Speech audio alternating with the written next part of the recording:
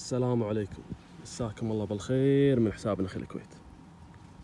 اليوم مع صنف ممتاز جدا، صنف الدهن، صنف عراقي غني عن التعريف، صنف اكتشفنا انه صنف يحب الرطوبة، لا زرع بالمسافات هذه 6 متر وبالعرض تقريبا 4 متر، تصير حبته كبيرة وطيبة مرطبة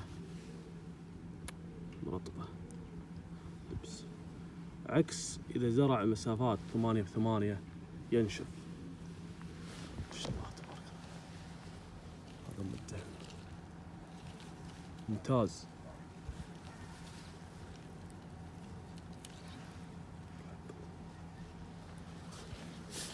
ونجح نجاح طيب بالإمارات بسبب الرطوبة.